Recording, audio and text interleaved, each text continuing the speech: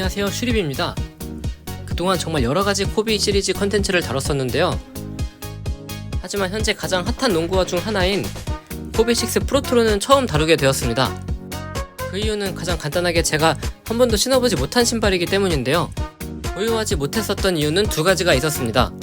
먼저는 모두가 아시다시피 코비6 프로토로는 굉장히 비싼 농구화였습니다.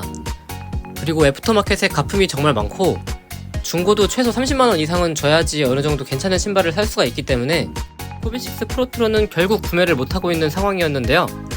코비6 프로토로에 대해 잘 아시는 분들은 아시겠지만 리버스 그린치나 아니면은 이탈리안 카모가 나오기 전까지는 빨간색 컬러의 올스타 컬러, 그리고 델솔, 아니면은 가격이 너무 비싸진 맘바시타 정도의 선택지만이 존재했었기 때문에 사실상 고르기도 좀 쉽지 않은 측면이 있었습니다.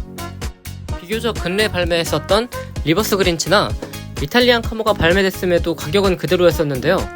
새 제품 기준으로 중개 플랫폼에서 50만원 이상의 거래가 되고 있었고 상태가 나쁘지 않은 중고도 정말 비쌌었기 때문에 코비6 프로토로 같은 경우에는 접근이 정말 어려운 농구화 중에 하나였는데요. 이번에 발매한 올스타 2.0 세일 컬러 같은 경우에는 수량이 꽤나 많이 풀린 것으로 알려져 있고 체감상으로도 주변에 당첨된 사람이 꽤나 많이 있었습니다. 코비6 프로토로의 수요가 정말 많았지만 공급이 많다 보니 가격은 전에 발매했었던 시리즈보다는 조금 저렴한 시세를 형성하고 있는데요. 전에 발매했던 시리즈들의 시세를 알고 있다 보니까 40만원 초반인 지금 시세가 약간 저렴해 보이는 이상한 현상이 생기기 시작했습니다. 사실 퍼포먼스 농구화가 40만원대인 것은 너무 비싼 건데 프리미엄 퍼센트로 쳐도 발매가가 21만 9천원이기 때문에 80에서 90%나 프리미엄이 붙은 가격이지만 전에 발매했었던 게 5, 60만원대인 걸 감안하면은 40만원이 메리트가 있어 보이기 시작했습니다. 사례가 아예 없었던 것은 아니지만 플랫폼에서 구매하면 정품은 거의 개런티가 되고 코비6 프로토로에 한때 눈이 돌아가 있었던 상태였기 때문에 40만원 초반대로 크림에서 구매를 하게 되었습니다. 정규 넘버링 시리즈 이외에도 코비 시리즈는 정말 여러가지를 경험을 해봤었는데 처음 신어본 코비6 프로토로의 느낌은 어떤지 언박싱부터 디테일 그리고 쿠셔닝 테스트와 시착했을 때의 느낌을 한번 말씀드려 보도록 하겠습니다.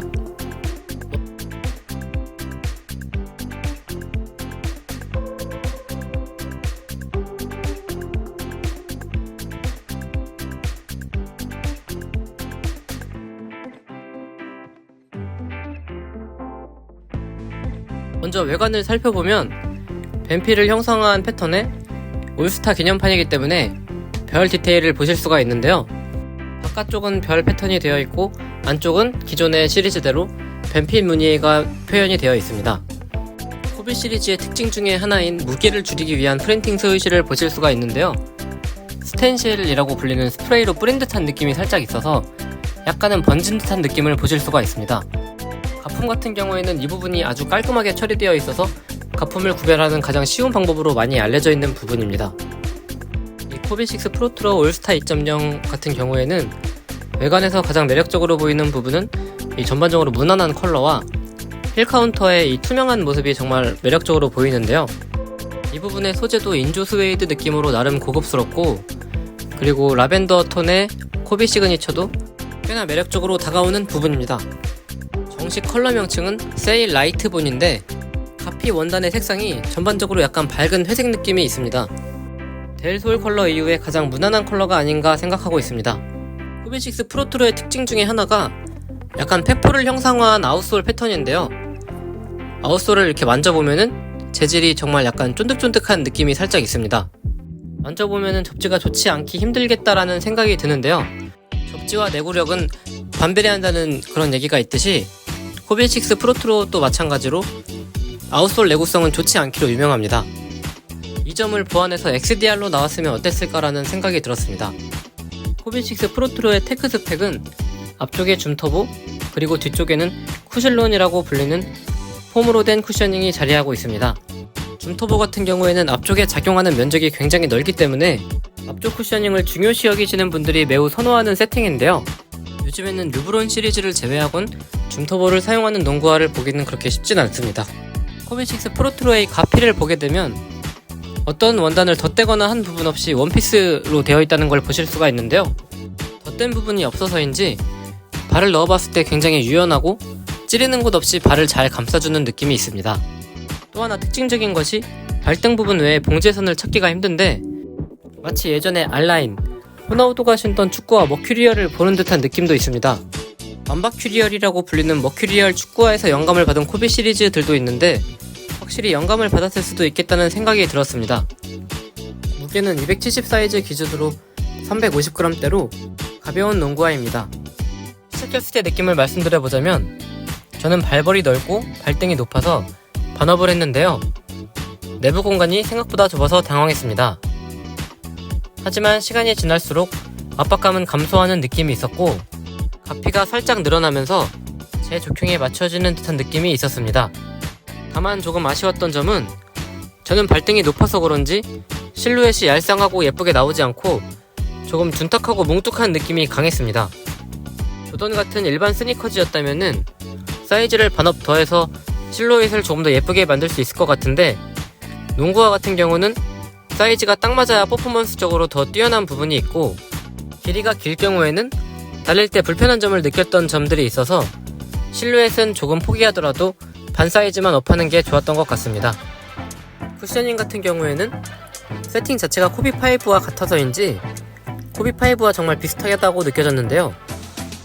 신발이 아직 열을 받지 않아서인지 줌터보 같은 경우에는 그렇게까지 크게 체감은 되지 않았습니다.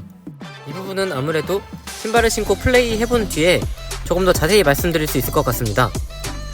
신발 자체의 아웃솔 베이스가 넓고 아웃리거 덕분인지 재질력이 상당히 좋다고 느껴졌는데요.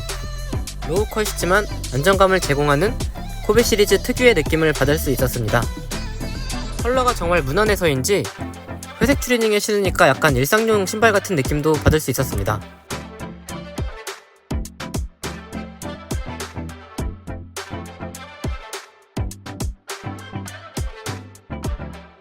시세가 조금 안정됐다곤 하지만 아직까지도 정말 비싼 신발이 맞는데 그동안의 코비6들에 비하면 아직까진 나쁘지 않은 가격인 것 같습니다. 하지만 여러가지 케이스들에서 만날 수 있었던 아웃솔의 어떤 내구성이라든지 시간이 많이 지나면 접착이 떨어지는 현상 같은 내구성적인 측면이 약간 아쉬움이 있는데요. 아직까지도 NBA 선수들이 가장 많이 신는 농구화인 코비6의 퍼포먼스를 느껴보기에는 그래도 한번 도전해볼 만한 가격이 아닌가 생각하고 있습니다. 오는 4월 13일에 발매 예정인 다저스 컬러 같은 경우에는 발매 수량은 알 수 없지만 정말 많은 수요가 몰릴 것으로는 예상할 수 있을 것 같은데요. 이번에 발매한 세일 컬러 정도의 수량만 발매한다면은 정말 많은 분들이 신을 수 있을 것이라고 생각하고 있습니다. 그럼 제 영상을 봐주신 모든 분들이 4월 13일에 발매 예정인 다저스 컬러에 당첨이 되시길 바라며 오늘의 영상을 이것으로 마쳐볼까 하는데요. 아직은 코비6를 신고 뛰어보지 못하고 있는데 추후에 충분히 많이 플레이해본 뒤에 퍼포먼스 리뷰도 한번 올려보도록 하겠습니다. 그럼 오늘도 제 영상을 시청해주셔서 감사합니다. 다음에 더 재미있는 신발 이야기로 찾아뵙도록 하겠습니다. 슈리비였습니다. 감사합니다.